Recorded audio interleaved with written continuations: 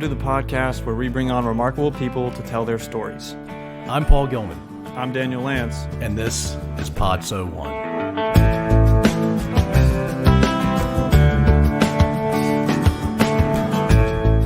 This week we've got a slightly different episode for you, featuring two guests we've already had on, Sarah Wall from episode 17 and Aaron Albrecht from episode 27, to weigh in on different issues as we enter this intensely political season. We brought these two back on because they are both politically involved and are on opposite ends of the political spectrum, Aaron on the left and Sarah on the right. We discuss cancel culture and the effect social media has on it, giant tech companies and their issues associated to labor, antitrust, and privacy concerns, big government versus small government, U.S. military spending, and of course what might happen this November. So if you're thinking, wow, that sounds like a minefield, you're probably right, but we went there anyway, and the result is an excellent example of how to thoughtfully discuss important political issues even when you disagree. So without further ado, here's the conversation. Well, okay. Hey, Sarah and Aaron, two really dear friends of mine, welcome to Pod So One again. Thank you for having us. So, again, Aaron and Sarah are really good friends of mine. I would say that Aaron is kind of on the left and we have really great conversations, and Sarah is kind of on the right and we have awesome conversations. But I want you guys to introduce yourselves to the listeners with a little bit more context than that. So, Aaron, why don't we start with you? Tell us a little bit about the path that your life has taken in your education and what you're doing now and stuff like that. Sweet, Daniel. Thank you so much. And thanks for having us. And I just want to mention too on the side that, I've been friends with you for a number of years now, and you've been friends with Sarah, and I've known Sarah. We all went to college together, and we're both political. So this was perfect. So thanks for thinking of doing this. When it comes to my history, I have always been sort of interested in political topics and politics. In college, I studied sociology and anthropology, and then I got a graduate degree in public policy. And I've worked for a couple nonprofits. I've worked in and then I've also worked in state government for a little while. So that's sort of the experience that I bring to bear and the education too. Awesome. Sarah, hit it.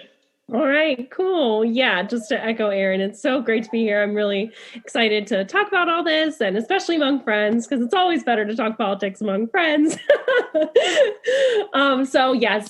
I grew up in Virginia. I went to William & Mary, which is where I met these two lovely gentlemen here. I have had a bunch of different jobs in sort of the political field and the non-political field.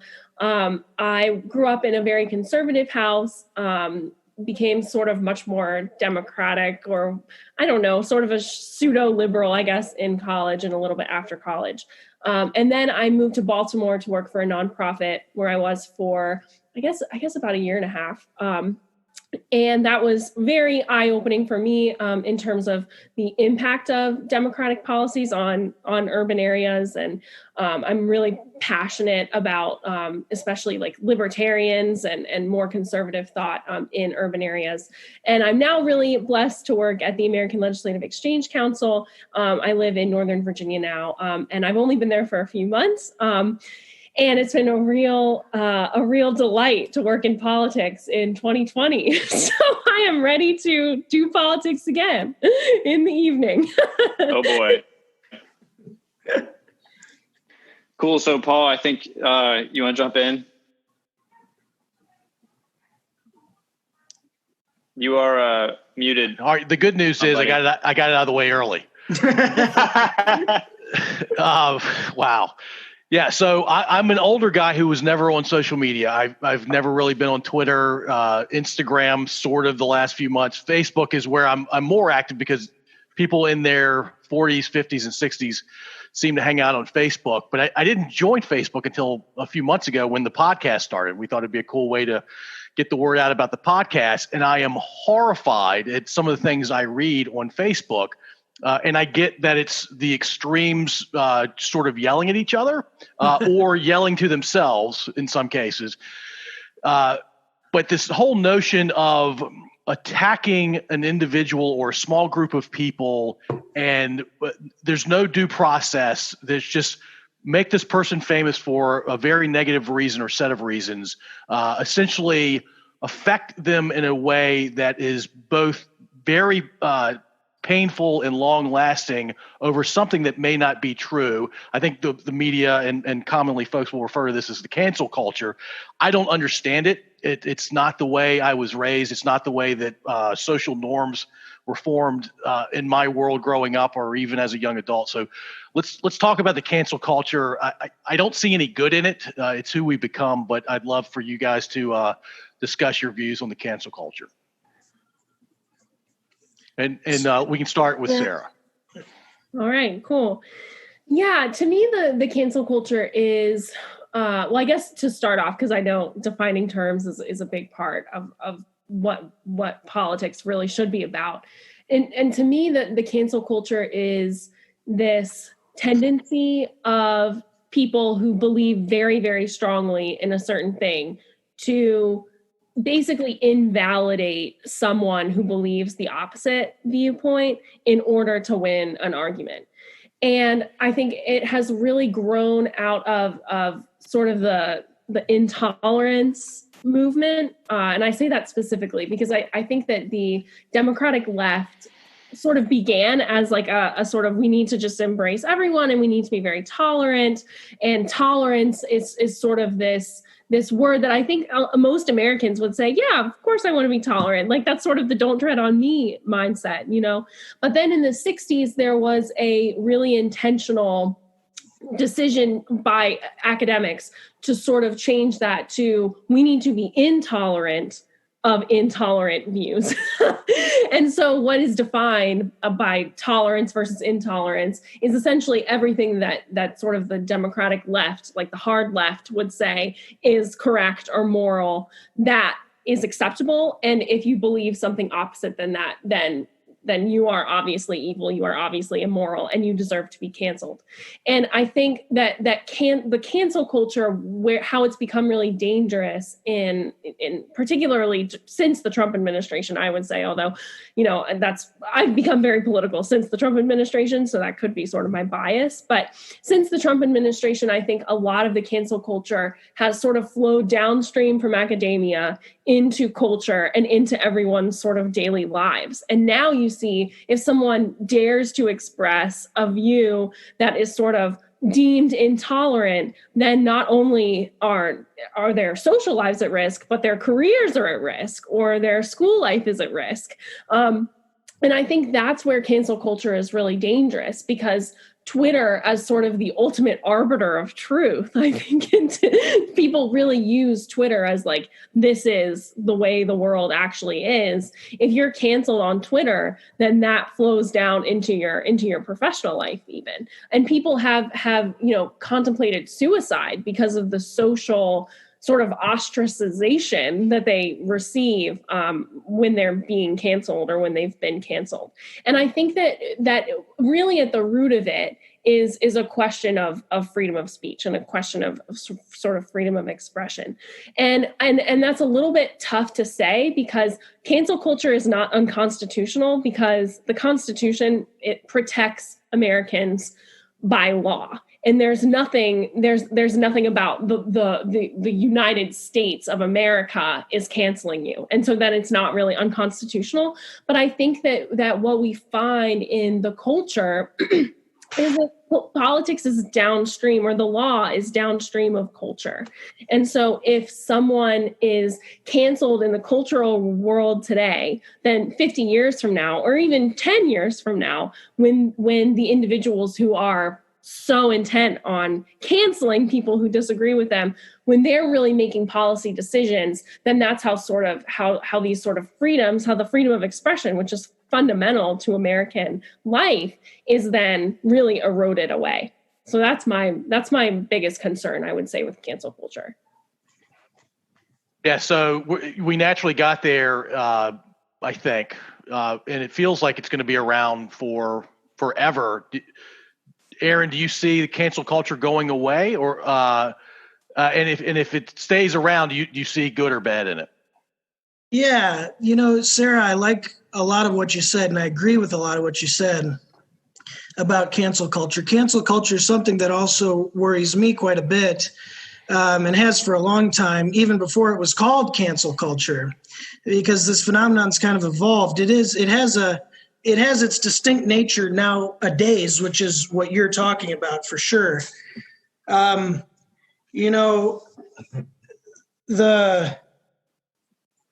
thing I wanted to mention about this, you mentioned the Democratic left, and I agree with you that it's the Democratic left that's doing this. And in the sense, and by what I mean by the Democratic left is what I'm talking about are what I think is a certain class of people. In other words, I think these are affluent, mostly white, professional managerial class, overly educated, young people that are doing this. Just like how you described how you were describing how it comes from academia back in the 60s until now, and went through into people's professional careers, into HR departments, and into people's everyday lives. And the other thing I just wanted to mention about just the nuance of that point of the Democratic left is that there are segments of the left that don't agree with cancel culture, so-called as at all, So I just want to add that point of nuance in saying that I accept that the phenomenon exists. And then I also just want to point out that, among the left, there's a war going on among the left right now between, progressive leftists and, corporate, party establishment elite type, identity politics obsessed leftists. And I think that is where this is coming from an identity politics framework, because like you were saying, this is a threat to freedom of expression, freedom of speech, which is the core bedrock principle of democracy writ large. The other thing I wanted to bring into this discussion of cancel culture, which is going to seem a little bit like like I'm dodging the question, though I don't feel responsible. I don't feel like I have to defend people that participate in cancel culture because, like you said, it has real repercussions on people's real lives. I mean, you'll hear a lot of people trying to defend cancel culture in a number of ways. For example, some of the ways I've heard, they'll say, that the people that are getting canceled are the ones that deserve to get canceled because of their position in society, or because they're not a marginalized, whatever. I've heard a type of argument like that. Though I don't feel like I have to defend those people that participate in cancel culture, I don't think it's right. Recently what happened was there was that letter that was published in Harper's Magazine condemning cancel culture. There were a number of signatories to it. Most notably, in my opinion, was Noam Chomsky, which is, a darling of the left. Yeah. And in that letter, they were referring to Barry Weiss. Now, I think that the cancel culture discussion has been so over talked about, in my personal opinion, and to the point where I think it's almost a distraction from some of the issues that I think are more important to be talking about, like the economic issues that affect people's lives. Although I will say that, of course, cancel culture, this is going to the First Amendment, the freedom of expression. So it is worth talking about. The thing I'll mention about Barry Weiss and what I consider the original cancel culture prior to this being a popularized term was the fact that through most of the past 30 years, I would say, and more than that, there's been a distinct occurrence where certain people, academics mostly, that would criticize the state of Israel would be canceled. There's been a lot of notable cases of this. One, most notably, Norman Finkelstein was a professor, I think, at DePaul in Chicago, I think. And he wrote, and his parents died in the Holocaust. He's a Jew, and he wrote quite a bit about what he called the Holocaust industry that people were making money off. I can't remember quite his arguments, forgive me. But he was very critical of the state of Israel. And there were a group of students, Barry Weiss, among them, that challenged this professor, said he was anti-Semitic, just like, this was almost the birth of cancel culture, said he was anti-Semitic, and then challenged his tenure application at the university, and there was such a stir created about this that he went through an academic trial. They scrutinized everything he had ever written, and in the end they didn't end up giving him tenure, but it was not because of any academic dishonesty. It was because of the political nature of this whole conundrum. So I just wanted to throw that in there too, that, for long before the Twitter cancel culture and the Facebook, and this is what's going on in social media, there were people on the left that were being canceled, from the beginning. And I think that we should be outspoken about that too. The other thing I'll mention, this will be my final point, is that, the other thing that's going on now is not just individuals on Twitter canceling one another, like how we see on Reddit or whatever else, people getting fired from their jobs, what we're generally talking about when we're talking about cancel culture. The other thing is that we see, Google changed its algorithms, and, this certain, like Alex Jones got kicked off Twitter. He was the first to go. Alex Jones got kicked off, got deplatformed, and a number of other websites, some fringe, what I would call fringe right-wing extremist websites, conspiracy theorists, and then also independent media that is anti-war, that is anti-capitalist media, also got deplatformed, and their search results don't show up on the first page of Google searches anymore. One website like this would be the World Socialist website, right? A left-wing opinion news website. So those are just a few things I wanted to throw into the discussion about cancel culture, just to open it up to a little bit more of a wider view than just what we've been seeing on social media. Yeah, I think that's totally fair. I think we should hesitate, and I know that I'm the one who called it the Democratic left, but I think that really it's about the group that feels they're in power. And I think if we sort of look broadly at like what sort of makes up maybe partisan ideology or the political world or whatever, I think there's politics and there's the law, right? There's one bucket, and then academia plays a major role in terms of political thought, and then cultural. And if you look at sort of Hollywood as sort of a microcosm of culture, I think that those three buckets are sort of interchangeable, or sort of all at play, kind of when we talk about political change or cultural change. And I think right now in 2020, when we're looking at those groups, it's very clear that it's sort of the most progressive sort of within maybe the Democratic elite. Like, I think there's, of course, as you mentioned, the World Socialist Organization that's probably a little bit outside the mainstream, but sort of the mainstream progressivism, I think, is very much in control of academia and thereby the media. And it's also in control of Hollywood. And you can see that in terms of the cultural sort of movies, the cultural books. I mean, what sort of makes it to the New York Times top seller list or whatever is it's going to be sort of this worldview. And I think that has, even if it's just a perception, right? Because I don't think necessarily that all of middle America, the heartland, believes all those things.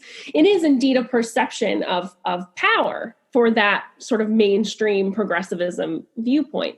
And so that sort of gives this platform for canceling.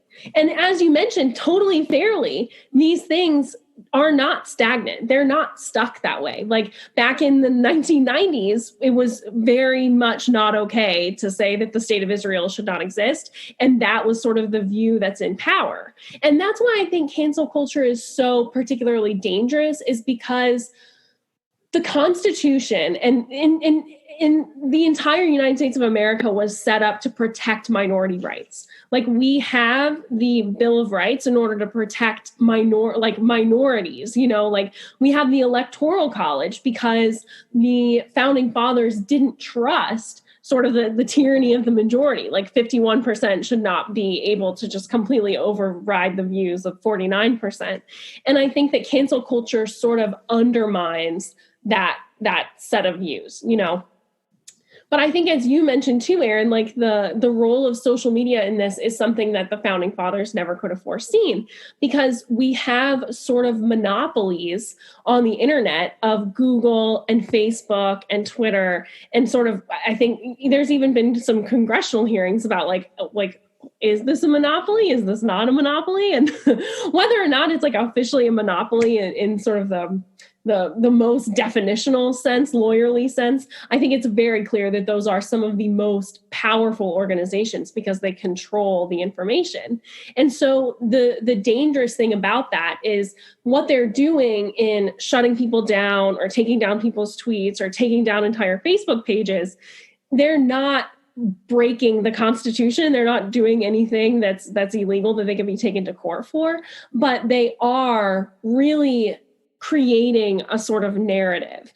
And I think that the narrative that this is okay to say and this is not okay to say is a very powerful sort of control on the information that people are consuming. And when all of those people come from a worldview, a certain worldview, not even just a leftist worldview, but a very like democratic establishment, like West Coast leftism worldview, a very California worldview, when they're the ones deciding what information is okay to say and what information is not okay to say, then and especially in an election year, when everything is really amped up to 20, then that becomes a kind of, I don't know, like a monopoly on the control of information. And I think that sort of ties right in with cancel culture, not in quite the same extent. I don't think Twitter is going to make anyone lose their jobs by taking down any Facebook pages, but it does sort of create this sense that like Big Brother's watching and I need to protect you from yourself. And that's a very un-American Thank thing. you. Yeah. Yeah, and I just want to echo a little bit what you were saying there, Sarah. And, just for our listeners, just because Sarah and I don't disagree on everything doesn't mean, I hope nobody was coming here looking for a cat fight or something. But I do want to echo this last point you were saying, Sarah, because to me it's so important about the creating a narrative, right? And I think the other thing that you're pointing out, about this ideology, right? In other words, when these monopolies control the platform, control, in a sense, the free press, they've monopolized the free press mostly, except for, small independent outlets that don't have the funding, to make an impact, really, although they do.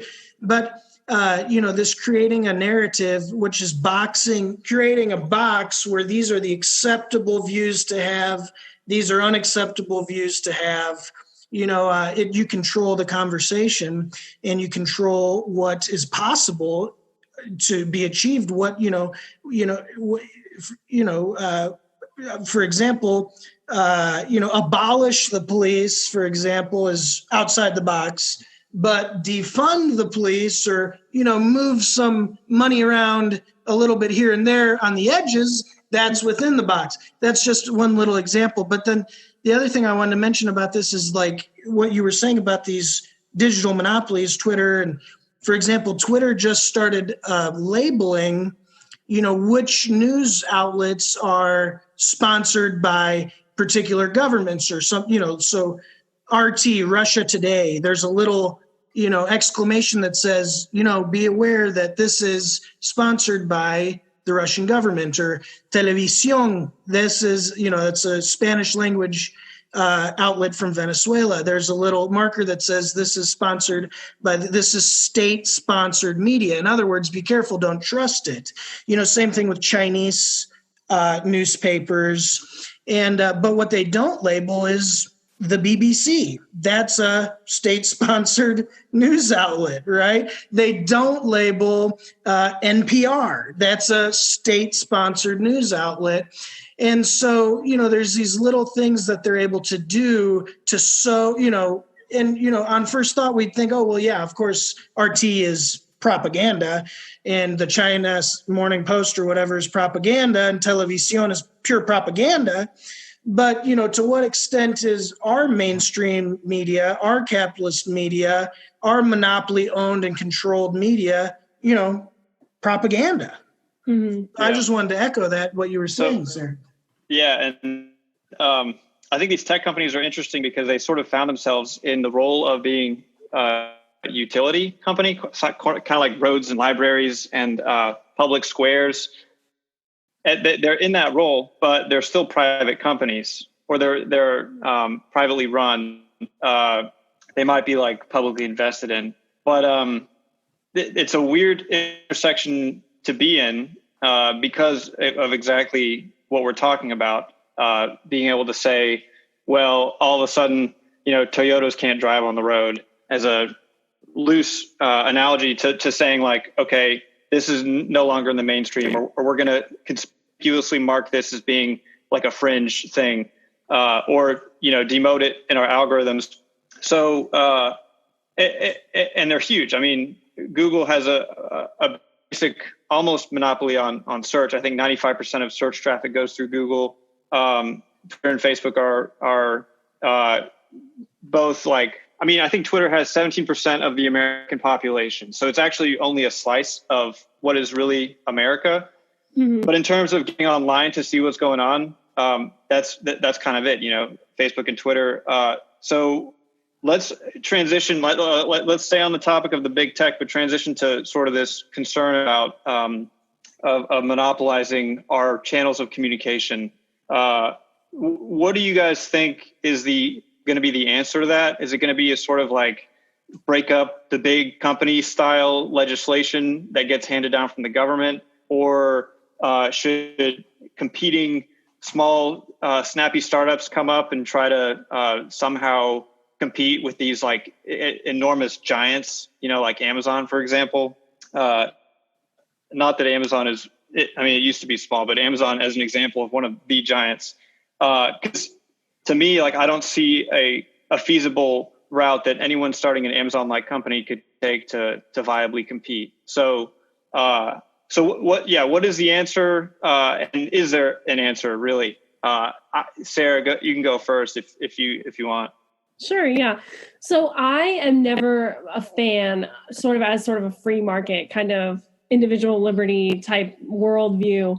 I'm never really a fan, even when I don't like what Twitter and Facebook are doing. I don't think that it's especially the federal government's role. And this is, of course, what we're talking about, because this is something that crosses state lines. So state governments aren't going to have any power over it. But I don't think that the federal government should play this role. And I think part of that is because sort of now, I don't think that conservatives or even Republicans and Democrats in Congress necessarily agree. And I think that if Democrats in the House today or Republicans in the Senate tomorrow, if they use sort of the heavy hand of government to smack down sort of Twitter and Facebook, that gives the other party a very long leash 4 or 8 or 10 or 12 years from now to just go ahead and slap down what they think should be done too. And when there's no sort of small government voice, which I think, unfortunately, we're sort of losing, especially in Congress right now, there's really no small government voice to say like, hey, this is really not the government's role to be getting involved in the comings and goings of private companies in the United States. I think then we sort of have this problem where we just sort of swing back and forth from, big government on the right to big government on the left. And I personally don't think that's the kind of world that we really, or that's the kind of America that we really want to be creating, that's sort of prosperous and free market and individual liberty for all. So I would ask all of us to consider, that Facebook was created in a college dorm room. Like Facebook was not created from sort of this, huge influx of capital that came in to support what was eventually going to be one of the largest sort of American tech companies in the entire world. It built from there. And I think what's so great about this country is that we do have such a culture of startups.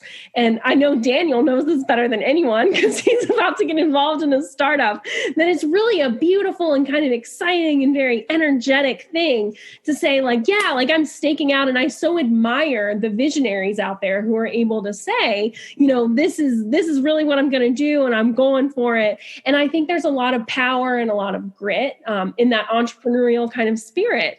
And I think that big companies like Google and Facebook and Twitter, they are now, I think, probably starting, and this is complete conjecture, I know nothing about their sort of business models, but I can imagine, and sort of looking at the news, that they are sort of sinking under this kind of bureaucracy, because that's what happens. I mean, look at the federal government. We have all these regulations and all these rules, and I worked for a huge financial services firm not very long ago, and you can see when you are, working in a huge company like that, like there's a lot of stifling of the kind of energy and entrepreneurial spirit that a startup of like 5 or 6 people just naturally has.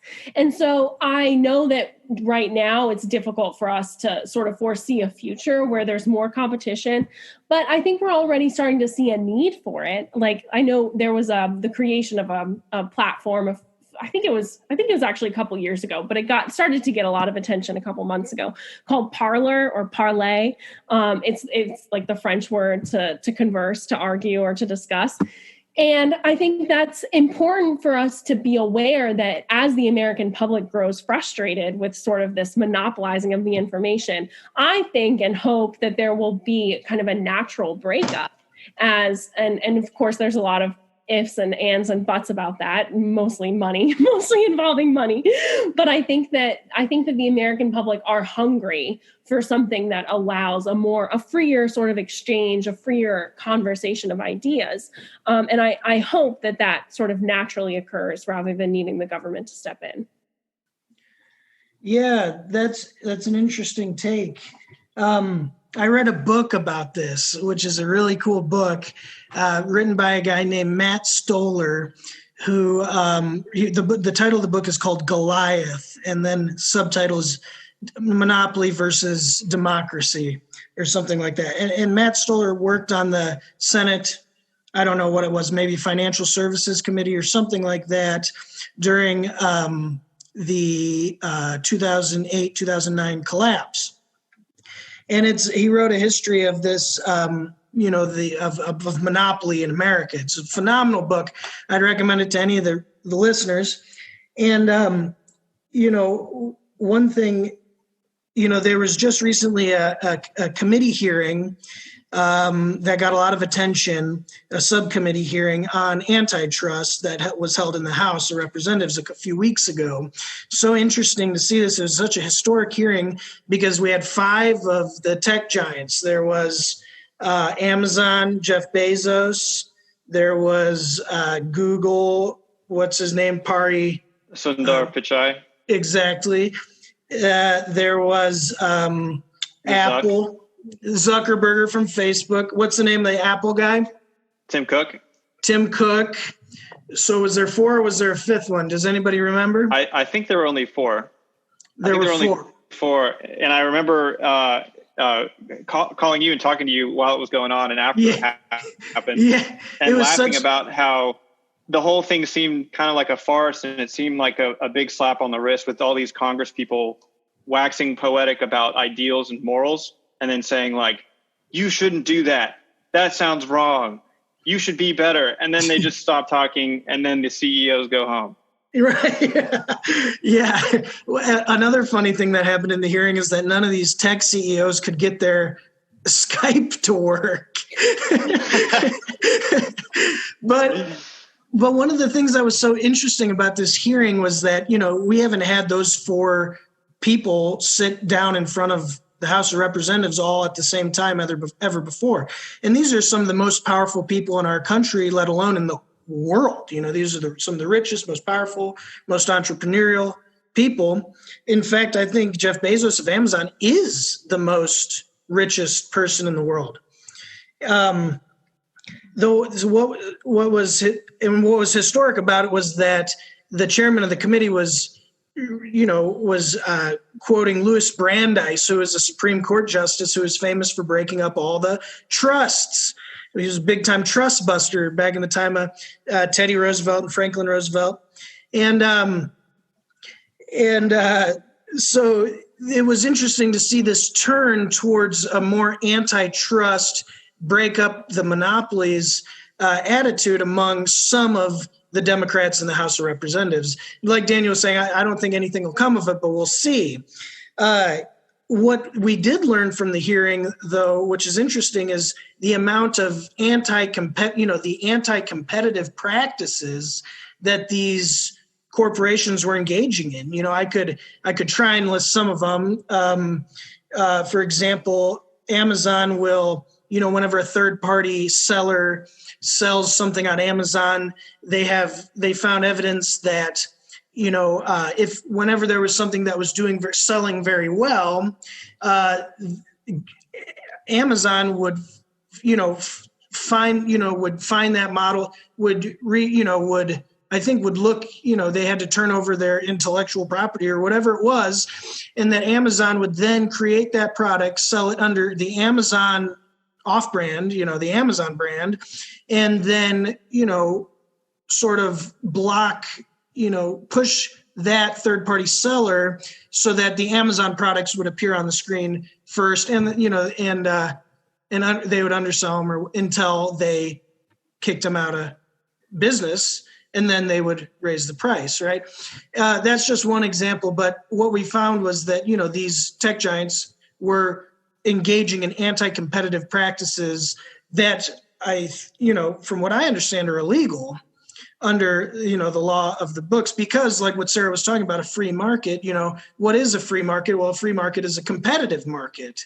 And I think any economics, I think all of economics, and even if we don't consult economics, I think any reasonable person would agree that, free markets, competitive markets are, what we're shooting for here. And in order to have a competitive market, there has to be the rules of the market. The market doesn't exist without some sort of rules. Now, I know what Sarah's talking about is this overburdensome regulation, right? That, stifles the entrepreneurial spirit, that makes the businesses less efficient, makes them less less ingenuity, and, makes prices go up and stuff like that. So the fact that, these tech billionaires, these tech companies are, that are monopolies that engage in anti-competitive practices, this is, horrible for them. It's bad for the market, and it's illegal. The other thing I'll say about the regulation, it's a fascinating history. What happened? There was a long time prior to the New Deal, there was a history of breaking up monopolies, of trust busting. There's a strong body of law, the Sherman Act, and other bits of legislation that the Department of Justice and I don't know what else, Security and Exchange Commission would, there's a body of law that allowed companies, if they engaged in anti-competitive practices, to be broken up, because what we know is that, if you have a monopoly, it's not a competitive market. It's no longer a free market.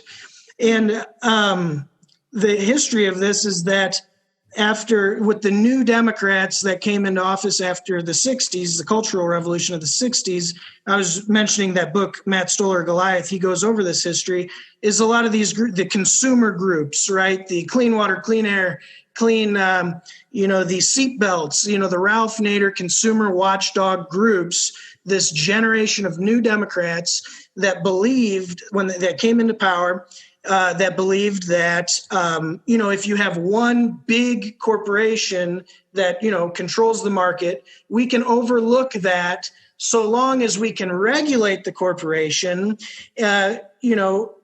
and get the desired outcome, safe cars, whatever else it is, less pollution, so the example being that if you have one seller of light bulbs and you want to regulate a more efficient light bulb for climate change, it's easier to regulate one corporation than it would be to regulate an entire marketplace of firms that are selling light bulbs. And at the same time as this regulatory philosophy was coming to play, so too was this philosophy of Robert Bork in the 80s, and who did a lot of work changing the entire field of antitrust, and really set us back a long time in terms of being able to break up monopolies. And I think that the Federalist Society was involved in this too, to an extent.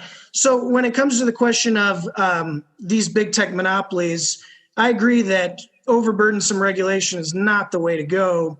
I would advocate in this moment that we need to break these companies up for two reasons. One, because it makes them more competitive. For example, right now, China is outdoing us in the world of tech. They're doing 5G. They beat us to 5G, right? And with TikTok is a more lucrative app than some of our American apps, right? So China's beating us in tech. And I think one of the reasons for that is the fact that we've got this dinosaur of these tech firms that are completely dominating the market, and there's no competition. It's anti-competitive. And if we were to break these monopolies up, we would have more competition in the tech sector, and I think that'd be better outcomes.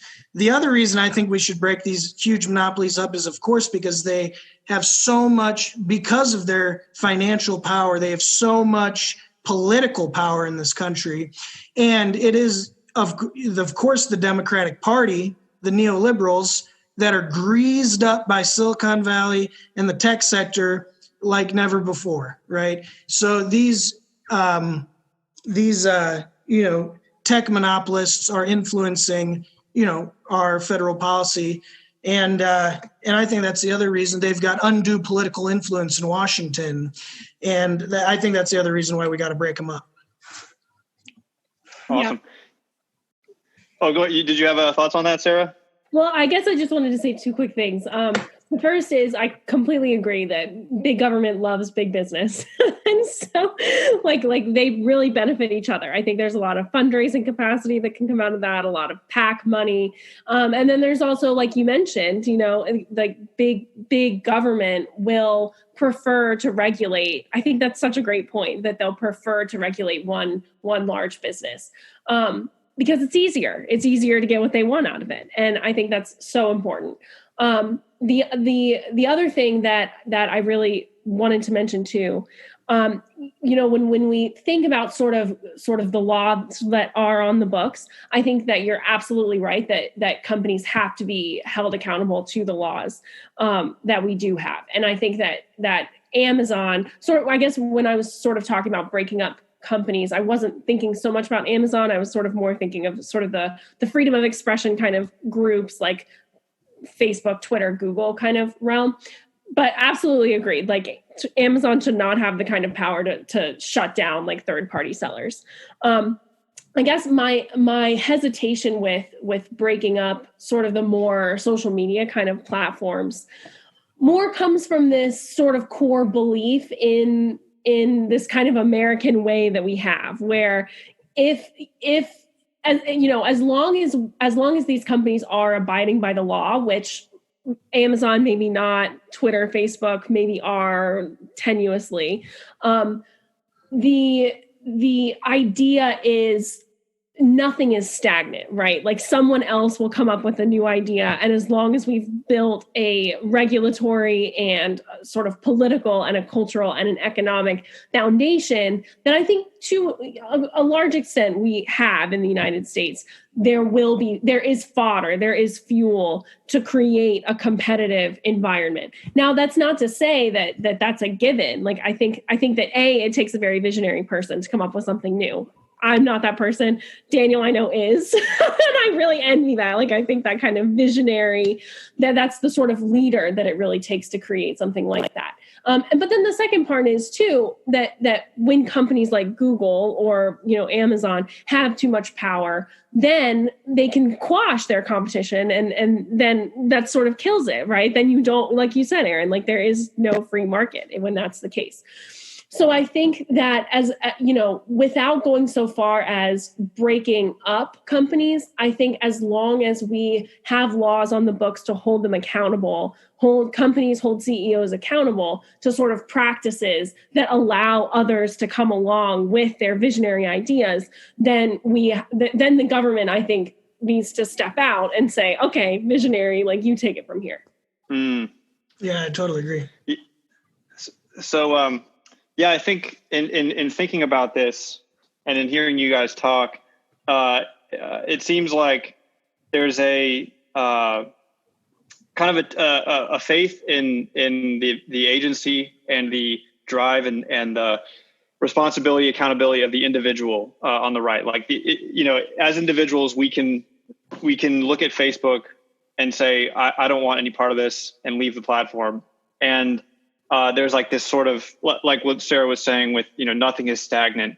There's a sort of faith in people and their own capabilities to self-organize, create new things, leave these big platforms, because no one's forcing anybody to be, on Facebook or Twitter, like thankfully we're not China where people are forced into surveillance like that. But I think on the left, there's an equally important sort of notion that people, in order to reach that level of agency, to reach that level of actualization in the Maslow hierarchy, they need their needs to be met to a sufficient degree. And I've heard statistics of like 57% of people are paycheck to paycheck. A lot of people can't afford a $500 bill that's unexpected. And all this is happening while, I guess a year ago, unemployment was historically low. Stock market was historically high. Now, stock market still inexplicably is historically high. Unemployment is also kind of high. Historically high, yeah. Right. So I wonder if you guys might comment on that kind of distinction between this sort of bootstraps, figure it out, pick yourself up mentality on the right, and this sort of like, we need to care for the least of us and make sure that everyone has what they need to reach their full potential on the left. And Aaron, we'll start with you. Yeah, I'd really be interested to hear what Sarah has to say about this too. I get what you're saying, that there's sort of, within the discourse, that on the right, there's sort of, I guess you could say, like the Horatio Alger, pull yourself up by your bootstraps kind of, narrative about what it means to be an American. You get lots of great stories about immigrants that come to the United States and they grow up in poverty and they, end up becoming very highly successful people. Versus on the left, like you're saying, you hear a lot of stories about how, about whatever poverty and hunger, and that the government should take a more active role in taking care of people's needs. Although I will say that the the neoliberals, the Democrats that are in power in Congress, I think don't believe that the government has any responsibility to take care of anybody's needs from what I can tell from their actions, their votes. But yeah, I do see that there is a segment on the left. And, the other thing that I'd say is that I know that on the right too, of course, people believe in, the dignity of life and helping poor people. I think, of course, they believe that, and, believe in charity and some of, though I think where they would disagree is in the government taking a more active role in distributing resources, just redistributing wealth, like a universal basic income or Medicare for all. Or do you think I'm right when I say that, Sarah? Yeah, I think so. I think there is sort of, and I think this is why I was a little bit more liberal when I was in college, is the compassionate view is to be a Democrat. Like if you're a nice person, you should vote Democrat, because Democrats want to take care of poor people. They want to take care of, people in poverty, or, minority people who statistically are more likely to be in poverty. And I think it took me a couple of years to see that conservatives, in my view, the conservatives that I like anyway, are not opposed at all to helping the poor. It's about giving government the power to help the poor versus having private organizations, charities, churches, but also like private companies help be the people that are really the arbiters of compassion, the arbiters of basic needs. As you said, Daniel, I think the Maslow's hierarchy of needs is best met in my view, and in the view of most conservatives, I think, is best met through private organizations that are more easily held accountable than it is by government sort of arms. And I think I kind of learned that best when I was in Baltimore, because Baltimore is a classic case of the government overpromising and naturally underdelivering. Because as Baltimore's leadership overpromise, continued to say like, oh, we'll give you great schools. We'll just pour money into schools. We will make sure that you don't have to worry about healthcare. We'll make sure that you don't have to worry about food, about your apartment, about, basically all of Maslow's hierarchy of needs. The bills have to be paid for that. Like it takes an army. I mean, we have 1,200 people who work at the Department of Health in Baltimore alone. I mean, that's like my entire high school. It's like all working at one city's Department of Health. And so those are salaries that have to be paid. And of course, it's impossible to be fired from a government job. So there's really no accountability for those people either. And so as kind of the government grows and grows and grows, you pay for that through taxes. And as that happens, then the people who can afford to move away, who don't really need to rely on the government for all of these services, they leave, because all of a sudden crime is a big problem and the schools are no longer functioning because the government is no longer able to devote resources, for example, to police or to having a really great school, because they're so busy, for example, paying for everyone's rent or paying for everyone's food. So I think what ends up happening is a very well-intentioned philosophy of caring for people eventually just becomes, well, we can no longer afford to do all of these things, and so we're going to do them all poorly. And then you have the bad actors, because we're human beings, we're all sinful and gross and bad. And so then you have people who see that system as, well, this is obviously the system that has the most power. Like if I join the Department of Health, I'll never have to worry about a single thing. And I have the voice of the mayor. I have all this political power. And so then you have what Baltimore has dealt with for the past several decades of corruption, we our last 2 or 3 mayors have had significant corruption charges, significant. And that's an abomination. And the reason that that's been allowed to fester is because of all the power that exists in the government. It's sort of a monopoly question, if the power is disseminated throughout private organizations and throughout charities, then you no longer have a government that's promising to deliver everything and basically failing to deliver anything except a pocket, a checkbook in their own pocket. So I think that I do believe that the philosophy of most Democrats is not really necessarily about power. I do think that it's a good-hearted philosophy, but I do think that power corrupts, and absolute power corrupts absolutely. And the more power that you give, especially the federal government, because I don't think that you can govern Kentucky the same way that you govern California and expect the results to be good. I don't think that that will be the kind of America that either Kentuckians or Californians really want to live in. Yeah, for sure. And yeah, that's so interesting. You're giving me so much to think about. I would say I'll say that I disagree with you, but it's funny how you're describing about corruption. What it made me think about is that, it makes me think about the Department of Defense, which has never passed an audit ever. Money that is just trillions of dollars disappeared into thin air.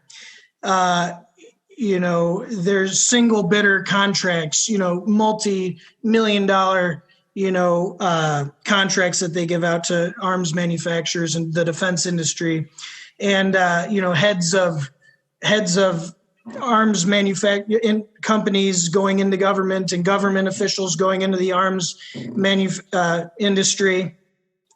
And the Department of Defense, I think, is one of the most highly funded, has one of the greatest shares of federal budget.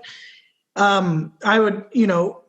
an argument to be made that our national security is absolutely of prime most importance, so that, that it merits all that federal spending. But I don't think anybody can defend the fact that the Department of Defense has never passed an audit, that or say that there isn't corruption there. And the reason I bring up the Department of Defense is because it's for a long time been the argument of those of us on the anti-war left that believe, that the defense budget should not receive as much, that the resource, such a disproportionate share of the federal expenditure. The United States that our defense spending is greater than the next, however many 17 countries combined when it comes to, federal expenditures, the defense budget. And, I think that, it's now become a common concept to talk about the military industrial complex, and ever since Eisenhower warned us about that it would have an undue influence on our politics.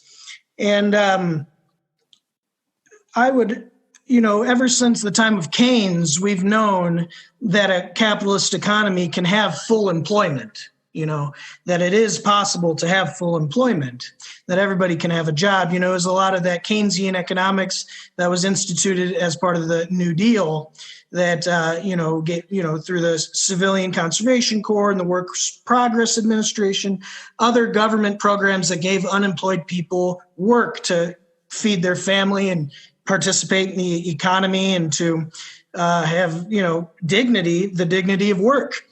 And so it is my belief that, in our society, the number, the amount of hunger and unemployed people and the nature of this economy, the ones who are left behind, I do believe that that's not a natural occurrence, that's just happening in a state of nature, but I do believe that that's a political choice, that these are the consequences of political decisions, of legislation, of the structure of our society, of where this federal budget goes.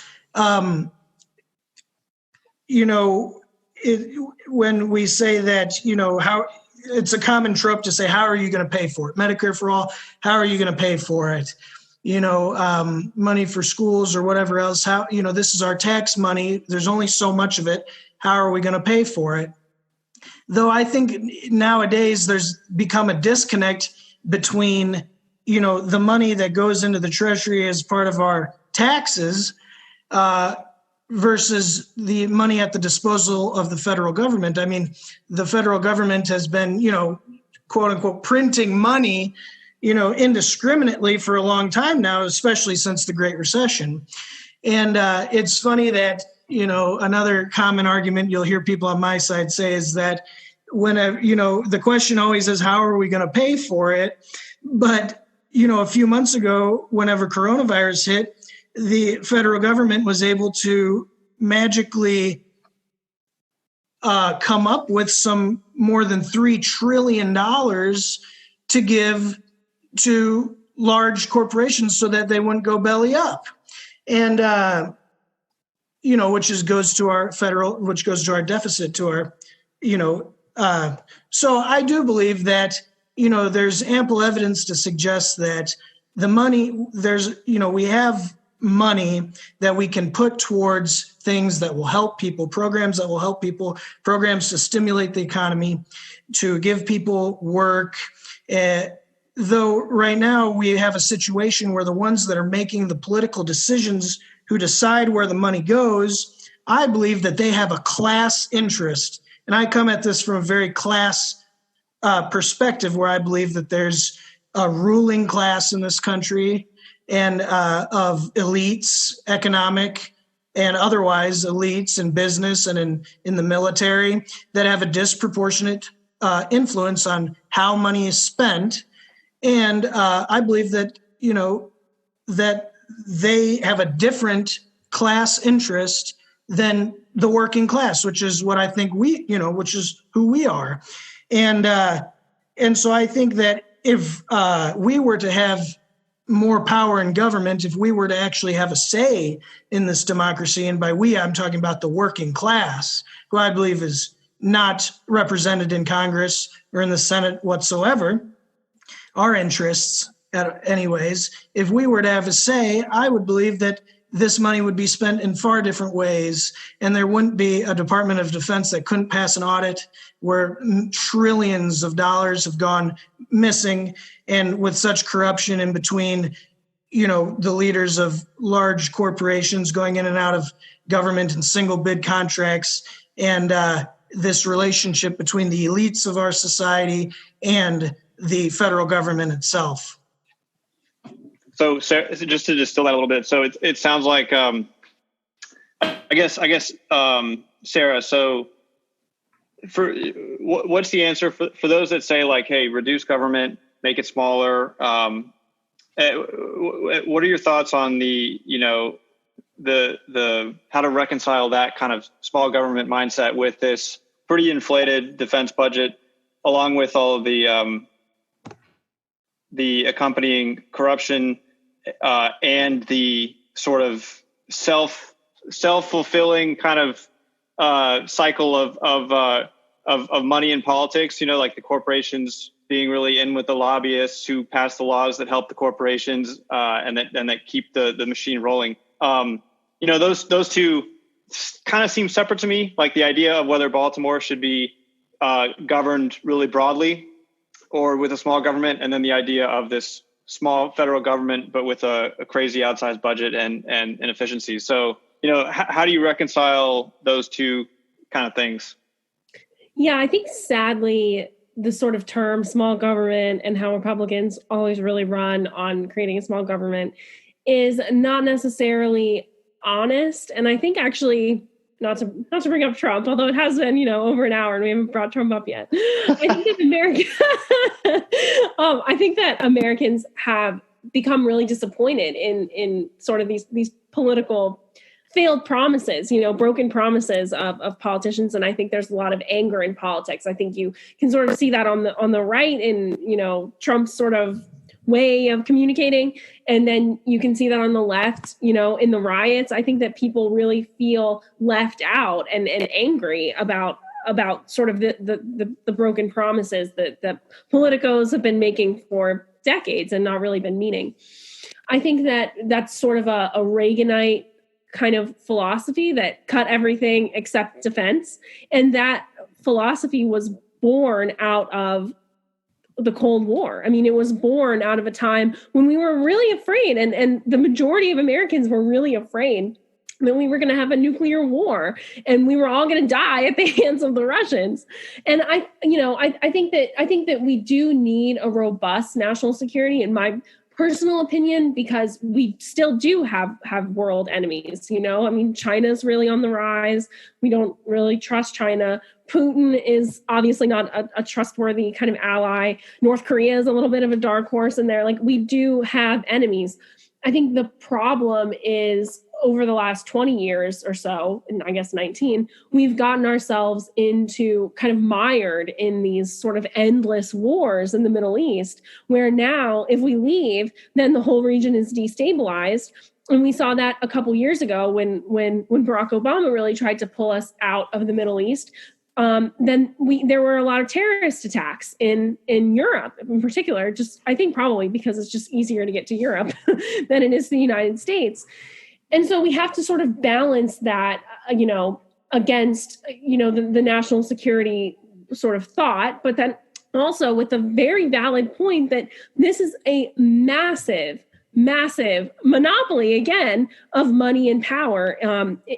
It's sort of enrobed in this kind of defense, national security kind of thought process. And I think that there is a balance there. Like, there has to be a way that we can sort of bring some accountability and bring an audit to the Department of Defense without it being sort of offensive to both Republicans, neocons, and neo-libs who are invested in sort of a huge bureaucratic Department of Defense or Department of Education or Department of anything else, because that's sort of the philosophy. And I think that sort of the way that it kind of ties in with small government is, I don't know that we've really seen a president in modern history, meaning within the last maybe 70 years, who is really invested in sort of a small government philosophy. I think maybe the last small government guy was really Herbert Hoover, led to whose policies may have contributed to the Great Depression. But I think what Aaron mentioned too about the kind of the New Deal, sort of investing in the economy from the presidential sort of seat. I think that is a valuable contribution, absolutely, to our history, and brought a lot of people out of poverty that would have ensued from the Great Depression.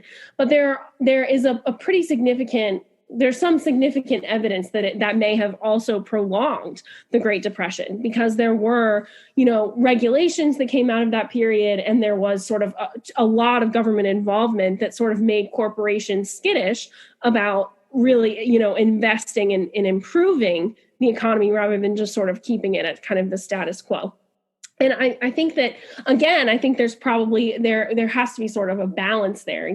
I think personally, on the subject of Medicare for all, while that is definitely an investment of resources in bettering sort of human life, healthcare in particular, it also eliminates choices for Americans. I mean, most Americans polled will say that they're pretty happy with their healthcare because their employer pays for it, or at least, in most cases, it's between 50 and 100% of private healthcare, personal healthcare, not necessarily for the rest of your family, but that will be paid for primarily by the employer. And then, of course, then you also have to get to the question of coronavirus, because 20% of Americans are now unemployed. So then what are they doing for healthcare? And how does the government sort of, repay for the fact that they're the ones who shut down our economy? How do they sort of handle the fact that they've kind of taken away Americans' healthcare? And I think these are all really important policy questions that I always come back to. Sort of the answer has to be kind of around, like you said, Daniel, about kind of individual choice, freedom. It really works in creating kind of a robust American economy and a robust kind of American life. I don't trust too much government involvement in kind of Americans' everyday lives, because it eliminates choices, it eliminates freedoms, it creates unnecessary, burdensome regulations that not every American is and honestly, that won't be efficient for very many Americans at all, because the fact that we had a $3 trillion coronavirus package earlier this year, we will have to pay for that. Like our debtors overseas are going to come for that money. And whether that's in my lifetime or my grandchildren's lifetime, like that does matter. Like money does not grow on trees. Like we cannot afford to continue to sort of spend billions of dollars more every week than what we're actually taking in as a society. And so, or as a country. So I think that it is really important to sort of be a little bit more honest with Americans. Like, what does it mean to have a small government? What does it mean to have a federal government that kind of stays out of your way and allows you to grow your own business without too much sort of like sitting on top of your business? And how will that improve your life? And I think that messaging really matters and honesty really matters, like in the way that we move forward as a country after this pandemic. Yeah, I agree. That's awesome. Cool. Well, there are a bunch of different directions that we could go in. And I definitely want to have you guys on at some point to talk about endless wars. I think that's an important one. I'll share a little thing that I've just recently read about that I think is a pretty interesting illustration of this kind of conversation. And then I think we'll end talking about the election. So I've been reading the W.E.B. Du Bois book, The Souls of Black Folk, on Aaron's recommendation, actually. And really the time period, from 1865 to 1900 is really a fantastic period. And that's where W.E.B. Du Bois spends most of his time. And one of the things that he recounts that I thought was interesting and that illustrates the need not only for individual agency, but also for like some level of arbiter of government to make sure people are playing by the rules, is that these former slaves would be like reemployed on the same plantations that they or their parents were slaves at. And they would be, they need a house, they need a mule, they need some land, they might need some seed. So they would go to these creditors who would say, I will give you these supplies and then charge an impossible amount of interest, such that when the crop comes, the now freedmen can't really sufficiently pay back the creditors. And this system developed kind of like a weed of this, perpetually keeping people in debt. And I'm not saying this to illustrate like a race thing as much as I am to illustrate like in absence of sort of this oversight, these sort of weeds can develop where, people they're bad people, and then like when bad practices are rewarded, they continue and they grow and they multiply. And I think that what those creditors were doing is illegal. I think it's called usury or something like that. But being illegal is one thing and enforcing it is something else entirely. So that's just something that I've been thinking about. I thought you guys might like that story if you hadn't already heard of it. But we are a little over an hour, and I want to get to I want to end this on the upcoming election. I think it's a historic election. I don't know that the country has ever been more divided than it is. I mean, maybe if you think like slavery could have been a pretty divided time too, but this is this is a historic year, and I'm wondering just y'all's general thoughts. Sarah, I know you're probably interacting with this material a lot in your day job, and Aaron, I know that you're always consuming a lot of what the thought leaders are saying. So what do you guys think about, this upcoming election? How do you see it playing out? And we can start with Sarah. Hold on, if I may, I'm sorry. Can we pause and cut this portion out so that I can use the restroom? Oh, yeah, dude. Absolutely. Sorry. Just because I felt like this was a good transition moment. Yeah, dude. Nice. We're not gonna cut it out. We're just gonna talk to Sarah while you're gone. Okay, I'll be right back. Hey, Sarah, serious question. So the government, since I don't know. You could argue since Reagan, you could argue since FDR, has been growing slowly but surely. And it seems to be mostly through the fact that Congress does not have any term limits, just growing slowly but surely, bigger and bigger and bigger. Like, I don't know intellectually what curbs that growth. Our current system, our current constitution doesn't seem to have an answer to stop the momentum that arguably started within the last, 70 years or so. Yeah. I think you're so right. And I think what's really been unprecedented too is the growth, particularly in the executive branch, because Congress, despite not having term limits, despite,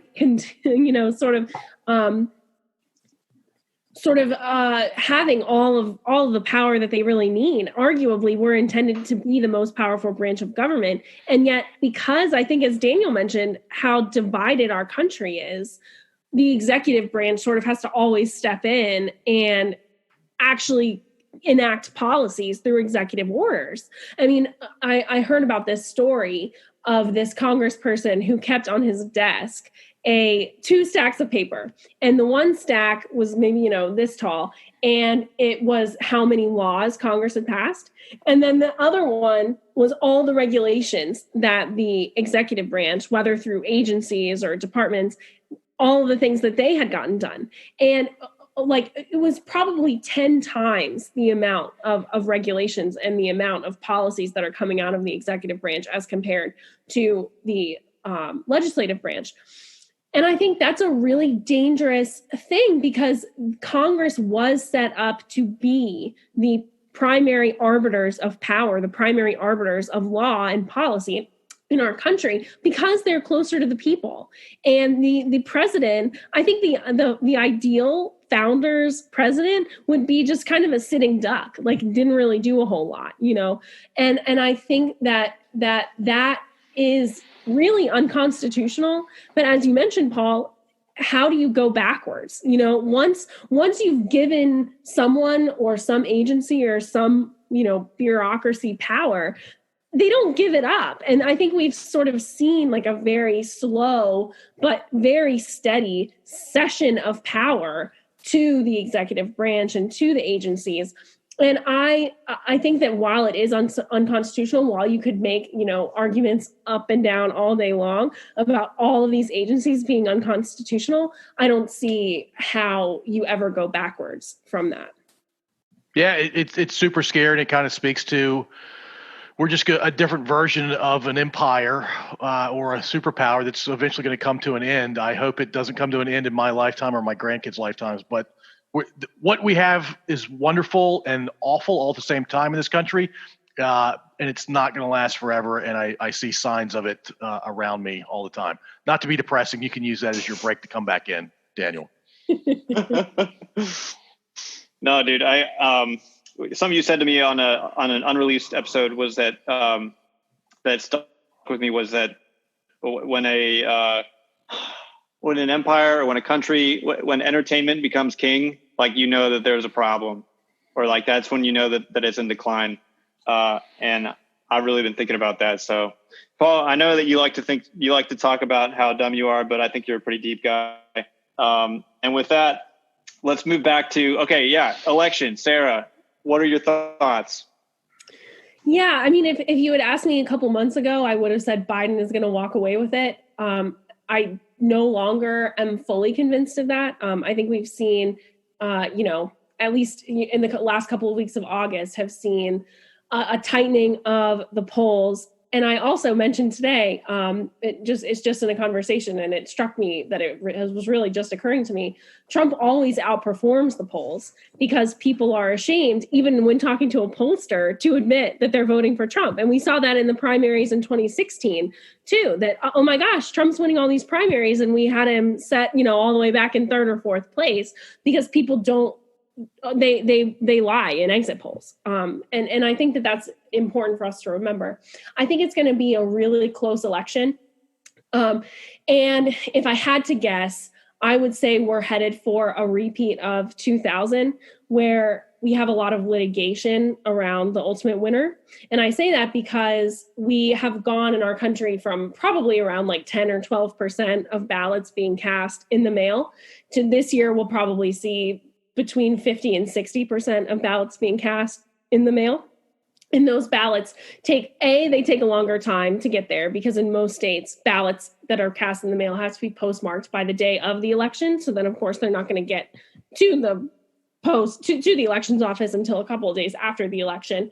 But then, two, you have this issue of rejected ballots, because they either get there too late, or they're not signed, or you've never voted by mail before and you don't know how to do it, so you don't put the secrecy envelope in, or the post office leaves off the postmark on the ballot, and that's state law that it has to have a postmark. Like, all of these things are things that happen with mail voting that don't happen with in-person voting. And so the more that you have that, and then particularly if you have one party that is sort of favoring mail voting over another party, then you have a lot of litigation that goes on for weeks and weeks and weeks. And I don't know that we're going to have a presidency that is really ever fully determined in 2020. I think that the most likely outcome is, just like in 2000, it eventually goes to the Supreme Court, and neither party, or at least definitely the losing party, is not going to be satisfied that this was a free and fair election. And that's why my concern, if all of these hypotheses are correct, my concern is really around 2022 and 2024. Because as we continue in sort of this mistrust and lack of confidence in our elections and in sort of our institutions, what comes out of 2022 and 2024 is even more radical polarization. Like, I think the cessation of the middle is already, we're already seeing it. We've seen it on the left and on the right. And I think that if all of my predictions come true, then that will only grow into really, I think, pretty dangerous territory.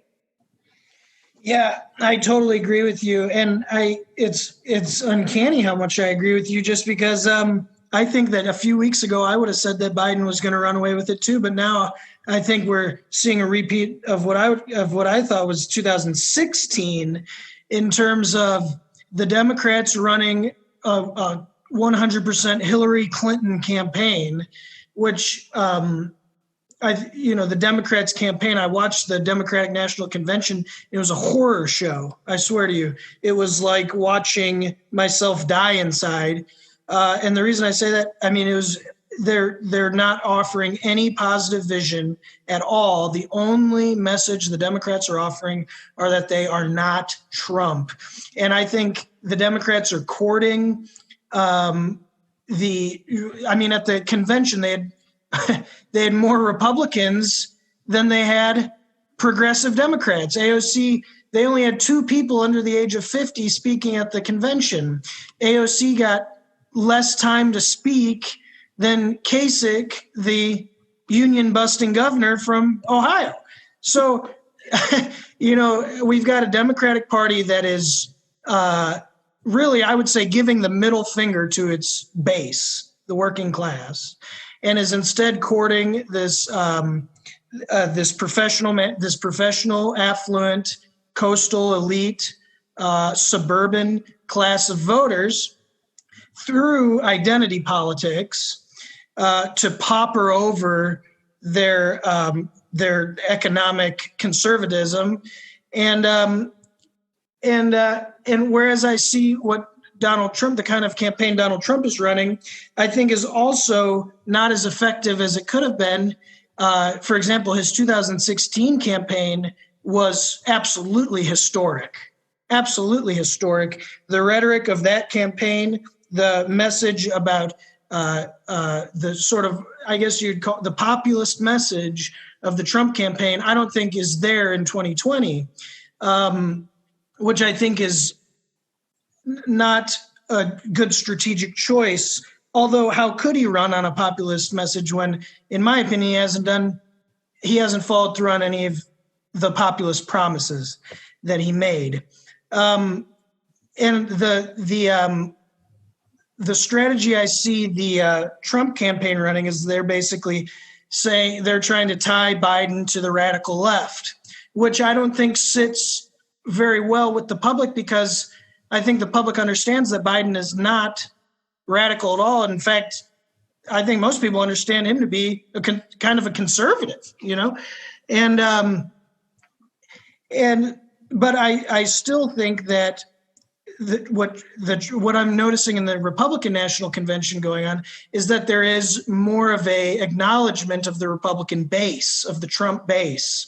I think he's campaigning to his base, which I think is a smart move, although he has retreated from the populist rhetoric of before.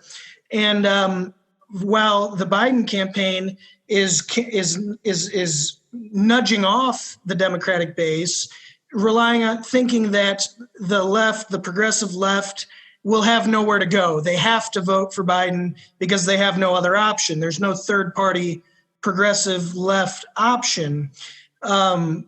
So I think they're thinking that the progressive left will have to come along and they can kind of nudge them off. I think they're in for a rude awakening. The enthusiasm gap between Trump and Biden is immense. Trump supporters, I believe, are more enthusiastic about Trump than they have ever been. I think the only Republicans that aren't enthusiastic about Trump, except for on the margin, that's changed over the past. Interesting thing about Trump, his approval rating has remained relatively constant and relatively high throughout the whole 4 years of him in office. The only time it took a dip was during coronavirus, and even then it didn't take a super significant dip. It just went down a couple points. So I think the enthusiasm gap between Trump and Biden,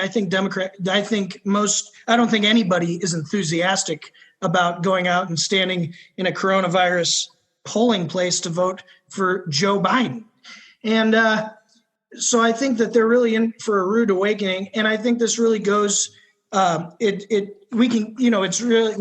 a lot of significance to this.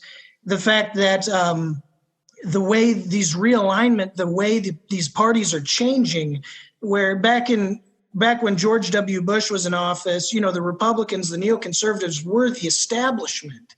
And now, Obama, Hillary Clinton, the Democratic Party establishment, the Democratic Party is now the establishment, I would argue. And I think, in 2016, Trump ran as an outsider, anti-establishment candidate, and somehow he's managing to run as an anti-establishment candidate in this election as well. And it's because the Democratic Party, Chuck Schumer went on TV and said that for every blue-collar, working-class voter that we lose in the Democratic Party, we will gain two moderate, white-collar, affluent, suburban Republican voters from the Bush years, right? So the Democrats are courting this, the Never Trump Republicans. They're nudging off the base. Nobody's enthusiastic for Biden. They think they've got it sewn up because of the media hysteria that surrounds Trump for the past 4 years. Everybody wants it to stop. But I think they're in for an absolute rude awakening. And to what Sarah was talking about, this constitutional crisis that I see on the horizon in November, is going to exacerbate the existing, the polarization in this country. And we can already see that already there's being doubt sown preemptively about the results of this election. For one, Trump said that, we'll see, about will you accept the outcome of the election? He said, we'll see, and which is, sowing doubt about the election. The same thing can be said of the Democrats with all this talk about, about the post office, about how the sorting machines are being taken out and about the mailboxes being picked up. And I think already we're seeing a massive amount of doubt being sown around the results of this election. And what Sarah says is absolutely correct, that, these mail-in ballots will take much longer to be counted. So much of it will be litigated because of, like you're saying, the postage stamp or the signature or the envelope, all of so many of these ballots will be challenged, which will take forever. So I think we're, going to see a constitutional crisis in November that, will have the effect that Sarah mentioned so astutely, that by in 2 years from now, 4 years from now, there'll be even more distrust in our institutions than there is now, be even more polarization. I think the media will be even more hysterical. And I think what this is an illustration of what Paul was mentioning, which is an empire in decline. This is I would argue, a failed state. You can see, I argue that we're a failed state just in our response to the coronavirus. We've got 5% of the world's population, but 25% of the cases or the deaths or however it is measured. I can't remember. In other words, this country has experienced a disproportionate effect of the coronavirus relative to other industrialized countries.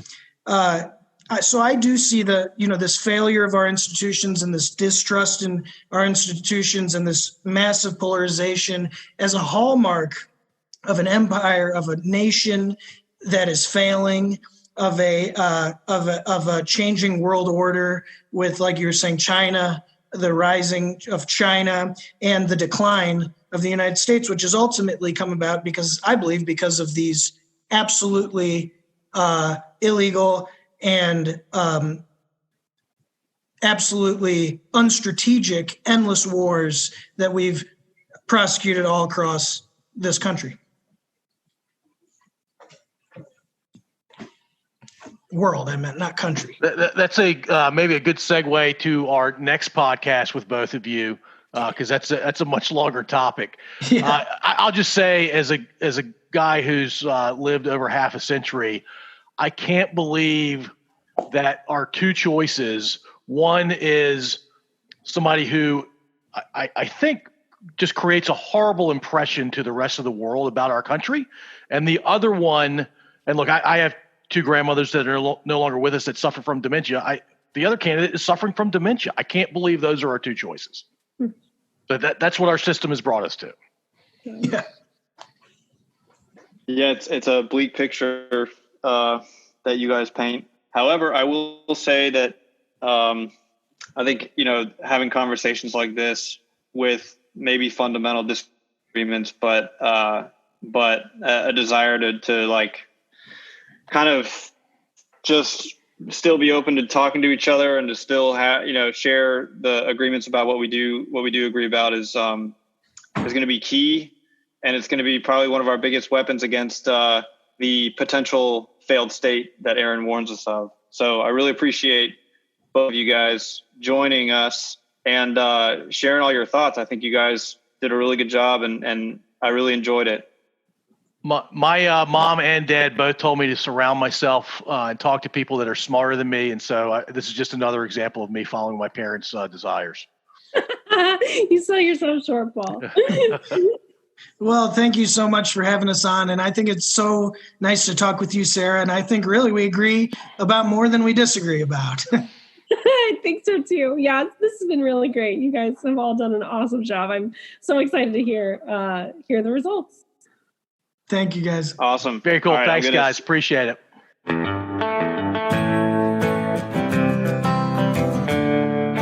If you enjoyed this episode, feel free to subscribe through whichever app you're using. To share your thoughts, head over to our website at podso1.io, and there you can comment on episodes or send us feedback directly. Thanks for listening.